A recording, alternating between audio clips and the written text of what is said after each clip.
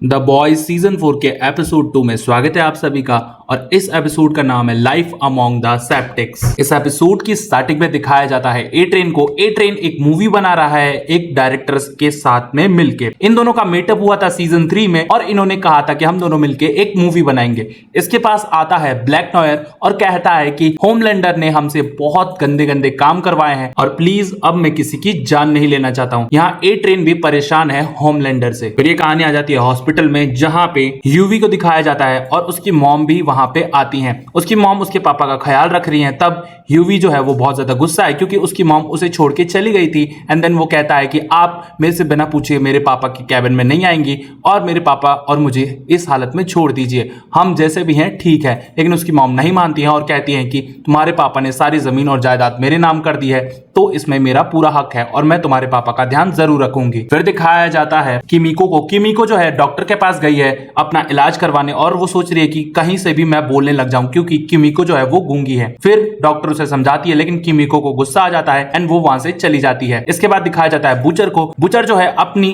The boys team को बता देता है कि मुझे बहुत बड़ी बीमारी लग चुकी है और मेरे पास अब कुछ मई नहीं है। इसके बाद मदर्स मिल्क जो है वो बहुत ज्यादा गुस्सा हो जाता है और कहता है कि तू निकल यहां से, अब मैं चलाऊंगा इस टीम को। लेकिन बुचर बोलता है ये मेरी टीम है, तू मेरे को निकाल नहीं सकता। लेकिन मदर मिल्क बोलता है तू निकल रहा है या मैं तेरा थोबड़ा चेंज कर दूं। बुचर जो है इस टीम से निकाला जाता है। एंड देन फिर कहानी शिफ्ट हो जाती है वॉल्ट पे जहां पे रायन होमलैंडर सब मिलके डिसाइड कर रहे हैं कि रायन को अब एक सुपर हीरो घोषित कर देना चाहिए, उसको मीडिया में लाना चाहिए ताकि मीडिया में बहुत ज्यादा नाम हो और पता चले लोगों को कि होमलैंडर का बेटा कितना बहादुर है। इसके बाद ये लोग एक स्क्रिप्ट तैयार करते हैं और एक सूट भी तैयार करते हैं होमलैंडर के लिए, लेकिन वो सूट किसी को भी पसंद नहीं आता है। एंड इसके बाद सेज कहती है कि देखो तुम इस पे कंट्रोल मत करो, इसको खुद जो करना है वो करने दो। अगर तुम खुद इसको जो करने दोगे इसको पब्लिसिटी भी मिलेगी और बहुत इसका नाम भी होगा, लेकिन अगर तुमने इसमें टांग अड़ाई तो बिल्कुल भी फेमस नहीं होगा। इसके बाद होमलैंडर को गुस्सा आता है, वो नहीं चाहता है कि उसका बेटा जो है उसके बिना वायरल हो और वो चाहता है कि मेरा बेटा और मैं दोनों वायरल हो जाए ताकि हम दोनों की इमेज जो है वो बहुत अच्छी बने और मैं भी पहले की तरह ज्यादा पॉपुलर हो जाऊं। इसके बाद सीज वहां से चली जाती है और वो कहती है कि देखो होमलैंडर मेरी बात मान लो। होमलैंडर को थोड़ा गुस्सा तो आता है पर वो कंट्रोल कर लेता है और वो वहां से चला जाता है। इसके बाद सीज जो है वो लिफ्ट में जा रही होती है, तभी उसको मिलता है द डीप और वो द डीप को कहती है कि देखो तुम बहुत अच्छे बहादुर हीरो हो तो तुम प्लीज अपनी इज्जत करवाया करो और वॉल्ट में कोई तुमसे इज्जत से बात नहीं करता है तो तुम उनको झाड़ो और उन पे गुस्सा करो तभी तुम्हारी इज्जत होगी। तब ये कहानी आ जाती है स्टारलाइट पे। अब स्टारलाइट जो है वो बैठी है द बॉयज की टीम में। जो 3 इंसान होमलैंडर ने मरवाए थे वही 3 इंसान प्रोटेस्ट में थे और स्टारलाइट की टीम से जितने भी लोग थे वो सारे इसमें फंस चुके हैं और 2 पुलिस वाले भी गिरफ्तार हो चुके हैं। तब मदर्स मिल्क कहता है कि देखो हमें एक जगह पे जाना है जहां पे इन सब चीजों का प्रोटेस्ट हो रहा है और तुम में से कौन कौन चलेगा।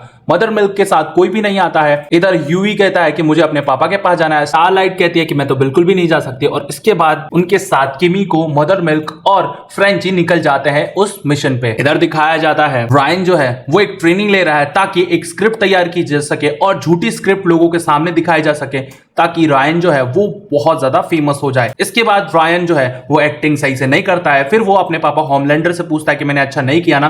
तब होमलैंडर कहता है देखो तुम्हें पूरा इन्वॉल्व होना पड़ेगा और तुम्हें असली दिखाना पड़ेगा, ये तुम धक्का मुक्की करने से कुछ भी नहीं होगा। जब तक तुम असलियत नहीं दिखाओगे तब तक मजा नहीं आने वाला है। इधर दिखाया जाता है मदर्स मिल्क, किमिको और फ्रेंची जो है वो आ जाता है एक एग्जीबिशन में जहां पे सारे जो मरे हुए लोग हैं उनके लिए तैयारी की जा रही है और मौन व्रत रखा जा रहा है। इस होटल में बहुत सारी चीजें हो रही हैं और यहाँ पे एक ओपन माइक भी है। तभी दिखाया जाता है वहां बुचर भी आया है और मदर्स मिल्क उसको देख के बहुत ज्यादा गुस्सा हो जाता है और कहता है कि तू यहाँ पे क्या कर रहा है। मदर्स मिल्क जो है वो पीछे पड़ा है सेज के क्योंकि उसे सेज पे थोड़ा बहुत शक हो रहा है और अगर उसे सेज का पता चल गया तो हो सकता है होमलैंडर की भी बहुत सारी बातें पता चल जाए और उसे लगता है कि जो 3 लोग मरे हैं उसमें सेज का भी हाथ है। इसके बाद दिखाया जाता है किमिको को अपना पोस्टर दिख जाता है जहां पे उसके साथ बचपन में बहुत सारी घिनौनी चीजें हुई हैं और वो गुस्सा होकर बियर पीने लग जाती है, यहां तक कि वो 8 बियर गटका जाती है एंड वो बहुत ज्यादा नशे में हो जाती है। इसके बाद दिखाया जाता है वो ओपन माइक में एक लड़की जो है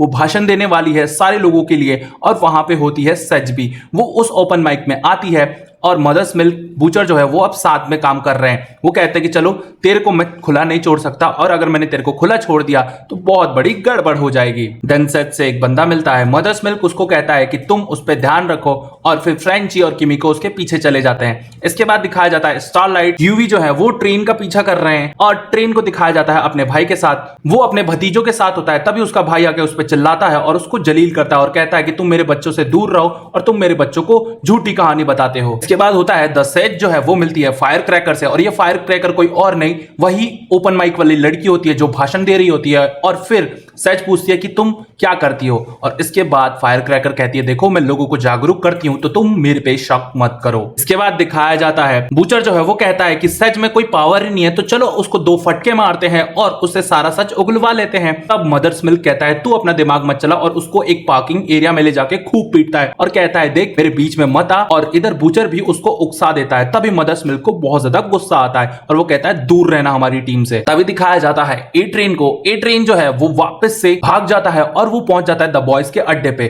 वहां पे यूवी और स्टारलाइट पहुंचते हैं और ए ट्रेन उन्हें एक पेन ड्राइव देता है और कहता है ये लो, तुम इससे अपने आप को बेगुनाह साबित कर सकती हो, क्योंकि इसमें वो फुटेज है जो होमलैंडर ने करवाया था हमसे, और होमलैंडर ने 3 लोगों को हमसे मरवा दिया, वो भी जानबूझ के। एंड देन फिर दिखाया जाता है होमलैंडर के बेटे को, वो अपनी स्क्रिप्ट लेके तैयार हो जाता है, और उसके बाद रियान जो है वो फाइटिंग सीन करने ही वाला होता है। तभी वहां पे होमलैंडर आ जाता है। होमलैंडर कहता है देखो तुम्हें उसे फेंकना पड़ेगा और तुम्हें उसे धक्का देना पड़ेगा।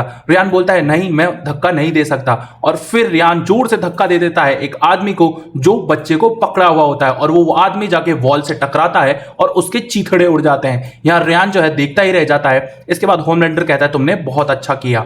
रियान बहुत ज्यादा गुस्सा हो जाता है और वो बहुत ज्यादा दुखी भी हो जाता है, क्योंकि उसने एक इंसान की जान ली थी। तभी दिखाया जाता है सेज को। सेज जो है वो फायर क्रैकर से मिलने के लिए एक मीटिंग फिक्स करती है, और उसने एक रूम नंबर दिया था, और उसी रूम में किमिको, फ्रेंची और मदर्स मिल्क आ जाते हैं और सोचते हैं कि हम इसमें कैमरा लगा देते हैं ताकि हमें सारी बातें पता चल सके। तभी वहां पे आ जाती है फायर क्रैकर और सेज और कहती है कि मदर्स मिल्क तुम्हें क्या लगा, तुम मेरा पीछा करोगे और मुझे पता नहीं चलेगा। एंड देन वहां पे खूब सारी लड़ाई हो जाती है और इनके बीच लड़ाई होने लग जाती है। और तभी दिखाया जाता है जिस बंदे को सेज ने बताया था वो बंदा 1 से 2, 2 से 3, 3 से 4 हो जाता है, और उसमें सुपर पावर्स है कि वो अपनी बॉडी कितने लोगों में भी ट्रांसफर कर सकता है। और ये सीन मैं इसलिए नहीं दिखा रहा हूं क्योंकि वो इंसान पूरा का पूरा नंगा होता है। अब वो नंगा इंसान जो है वो बहुत ज्यादा भारी पड़ता है इन पे। तभी वहां बूचर आ जाता है और उस इंसान के छक्के छोड़ा देता है, और फिर वो सबको बचा के लेके चला जाता है। तभी दिखाया जाता है होमलैंडर और रियान को। रियान बहुत ज्यादा रो रहा है और कहता है कि मैंने उस आदमी को मार दिया, मुझे बहुत ज्यादा अफसोस है।